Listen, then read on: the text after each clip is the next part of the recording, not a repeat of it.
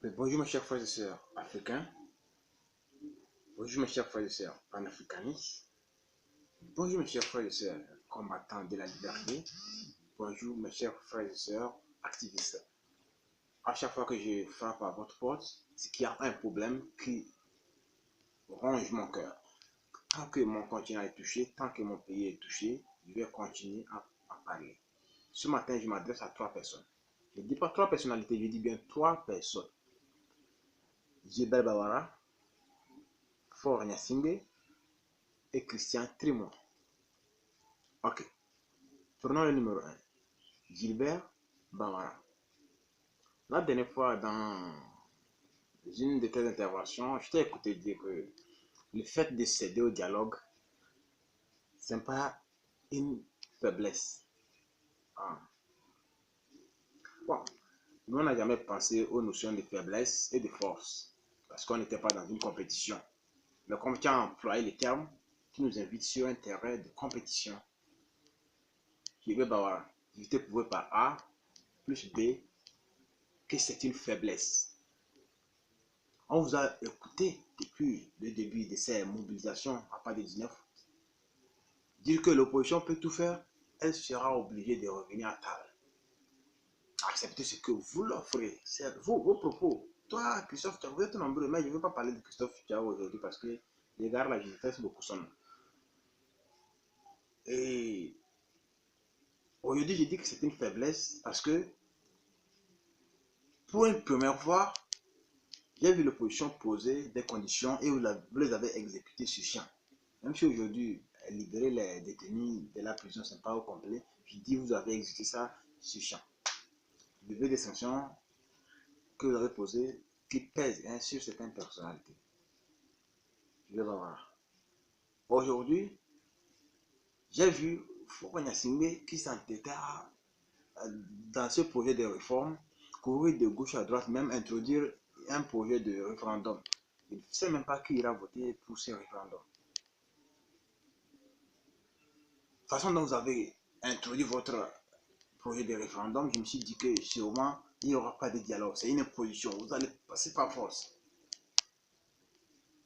Vous en êtes où actuellement? Vous en êtes où en êtes-vous? C'est-à-dire, je ne sais pas, ça a évolué à quel degré? Vous allez renoncer à ça? Ou bien au dialogue? On va parler du référendum. Vous vous trompez. Détrompez-vous.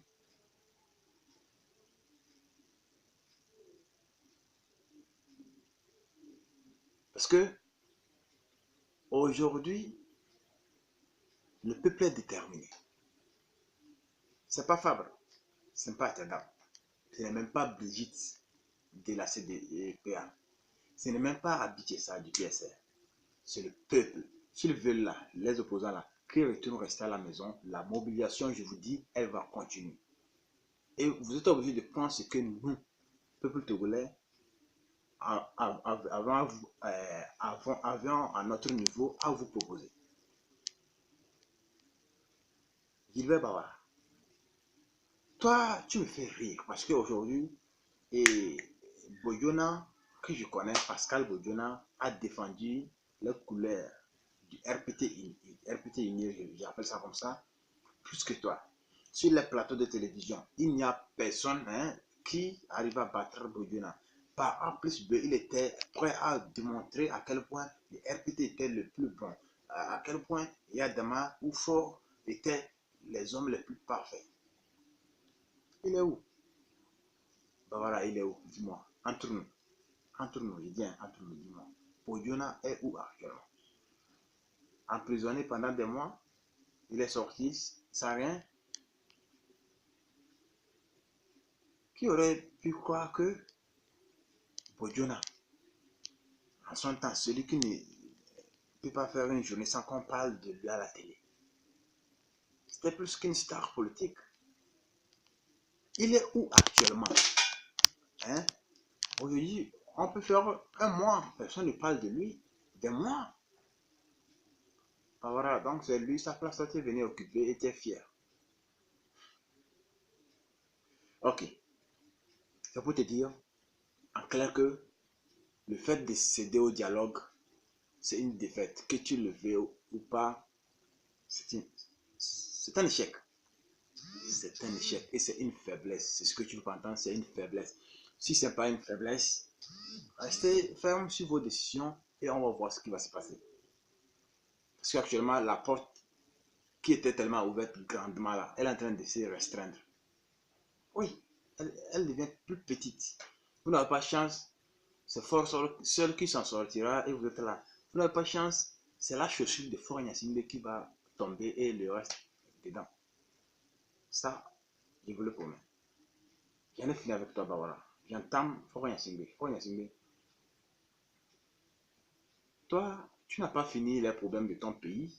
Tu vas t'ingérer dans les pays des autres, dans les problèmes des autres pays. La dernière fois où je t'ai vu en Libéria, ça m'a mis sur mes nerfs. Oui, ça m'a tapé. J'étais carrément en colère. En fait, tu réfléchis un peu. Tu es parti résoudre quel problème là-bas, même si tu es le président en Haïti de la CEDEAO. Tu as une fois voté une élection à détour dans ton pays, ils ont un problème d'élection à détour là-bas. Tu veux résoudre ça comment? Tu veux résoudre ça comment? Tu as une fois eu alternance dans ton pays, et l'indication Sirleaf a cédé pour qu'il y ait alternance. Tu veux régler quoi là? Tu veux dire quoi à qui? Mon Dieu. Tu n'as pas honte? Tu n'as pas honte? Et aujourd'hui, tu me ressembles à quelque chose. Je dis bien quelque chose. J'ai failli pleurer quand j'ai vu ta vidéo hier où tu t'es rendu sur un marché de la place pour te payer du pain. Ça m'a fait rire, ça m'a fait pleurer, ça m'a fait honte. Je me suis dit, c'est comme le début de la folie. Tchadam, pardon. Tu as fait quoi à ce petit pour que je souffre comme ça, Tchadam? Faut rien signer. Je viens de te voir faire quelque chose que tu n'as jamais fait de ta vie. Je dis bien, tu ne l'as jamais fait. Tu as grandi en tant que fils du président. Tu es là actuellement, toi-même en tant que président. C'est que je t'ai rendu sur le marché pour aller payer le pain. Juste pour faire la cour à la population. Tu es obligé de te rendre en ville, toi-même descendre, aller payer le pain. Ce qui m'a encore fait honte. Il n'y a pas longtemps, quelques mois, tu interdisais l'importation des sachets plastiques noirs dans le pays ici. On a utilisé le plus grand sachet plastique noir pour te mettre ce pain. Tu n'as pas pu dire non, je ne prends pas. Donc, vous prenez des mesures que vous-même vous piétinez. Et c'est nous, hein, c'est nous que vous voulez soumettre à ces lois.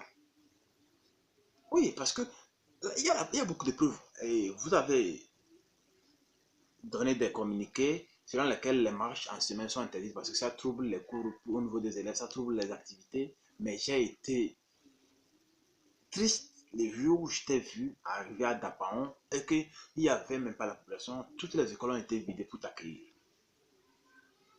La loi, vos décisions que vous prenez. Donc c'est pour qui elles, elles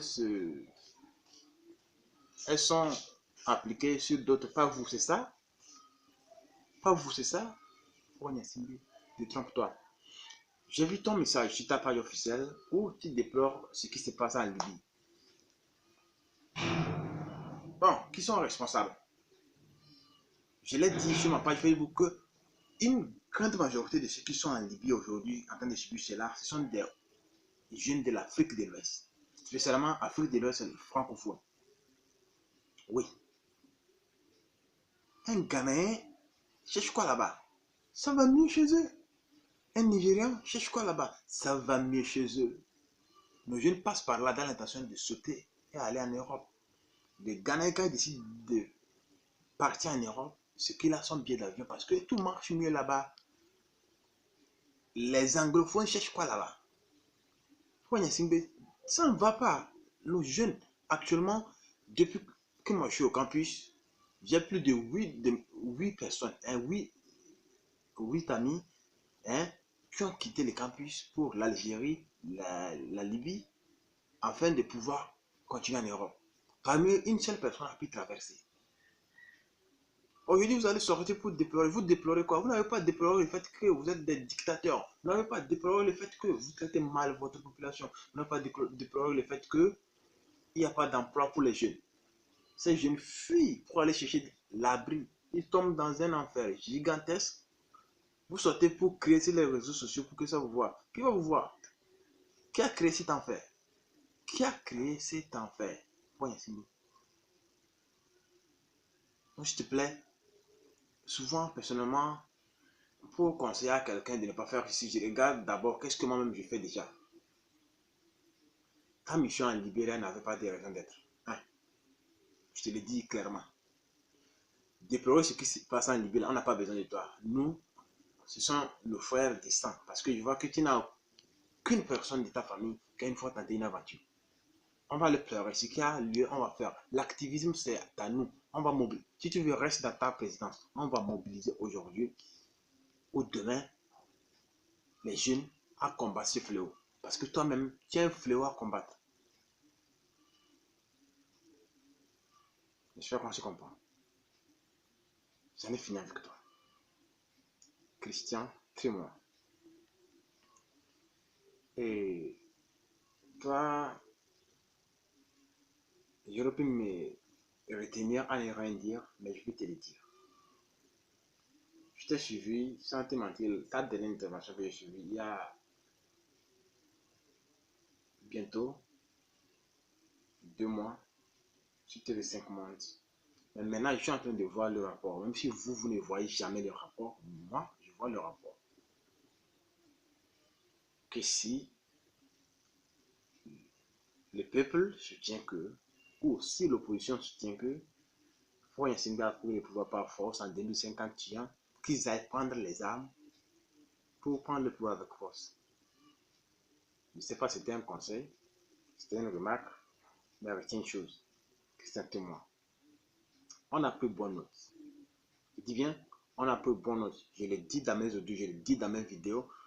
Je ne conseille personne à continuer dans la violence, mais ceux qui sont prêts à la violence, je les encourage. Parce que on dit souvent, la violence ne résout rien quand on ne frappe pas fort.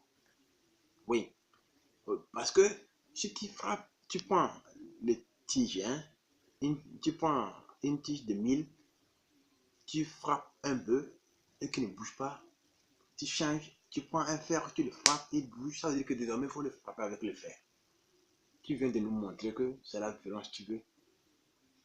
Bien sûr, on ne sait pas ce que tu as préparé. Je ne demande pas aux responsables des partis politiques de s'ingérer dedans. Je ne demande à personne de s'ingérer malgré lui. Mais si cette situation continue jusqu'à une heure donnée,